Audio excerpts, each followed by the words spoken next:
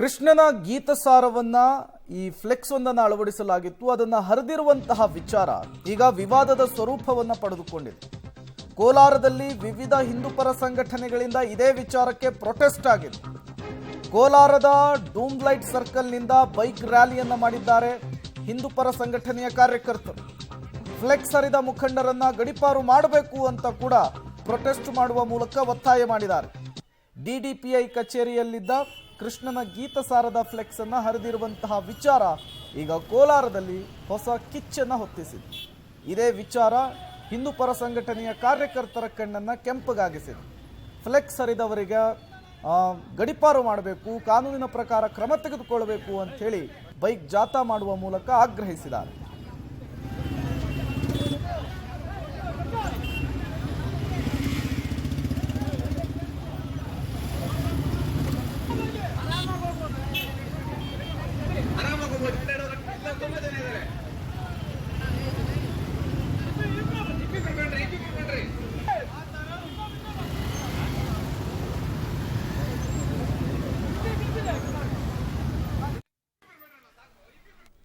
Bus ticket ದರವನ್ನ ಏರಿಸಿರುವ ರಾಜ್ಯ ಸರ್ಕಾರದ ನಿರ್ಧಾರವನ್ನ ಖಂಡಿಸಿ ಎಬಿವಿಪಿ ಅಂದ್ರೆ ಅಖಿಲ ಭಾರತ ವಿದ್ಯಾರ್ಥಿ ಪರಿಷತ್ ಸಂಘಟನೆ ಇವತ್ತು ಪ್ರತಿಭಟನೆಯನ್ನ ಮಾಡಿದೆ.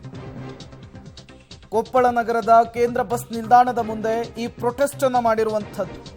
ರಸ್ತೆ ತಡೆ ನಡೆಸಿ ಆಕ್ರೋಶವನ್ನ ವ್ಯಕ್ತಪಡಿಸಿದ್ದಾರೆ ಎಬಿವಿಪಿಯ ಕಾರ್ಯಕರ್ತರು. ಕೂಡಲೇ ಬಸ್ ದರ ಹೆಚ್ಚಳ ಆದೇಶವನ್ನ ಹಿಂಪಡೆಯುವಂತೆ ರಾಜ್ಯ ಸರ್ಕಾರಕ್ಕೆ ಆಗ್ರಹಿಸಿದ್ದಾರೆ. ಬಸ್ಸು ಹೋಗ್ಲಿಕ್ಕೂ ಕೂಡ ಅವಕಾಶವನ್ನ ಕೊಡದೇನೆ ಈ ಪ್ರೊಟೆಸ್ಟ್ ಅನ್ನ ಮಾಡಿರುವಂಥದ್ದು. ಎಬಿವಿಪಿ ಕಾರ್ಯಕರ್ತರು ಪೊಲೀಸರ ನಡುವೆ ಈ ಸಂದರ್ಭದಲ್ಲಿ ಮಾತಿನ ಚಕಮಕಿಯೇ ನಡೆದಿದೆ.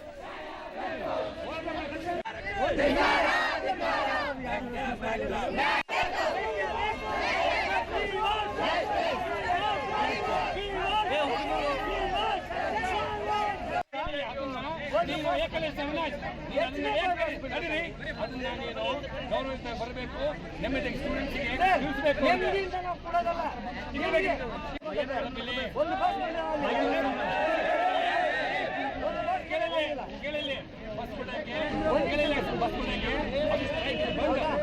ಗೌರವ ಕೊಡಬೇಕು, ಬರ್ತೀವಿ.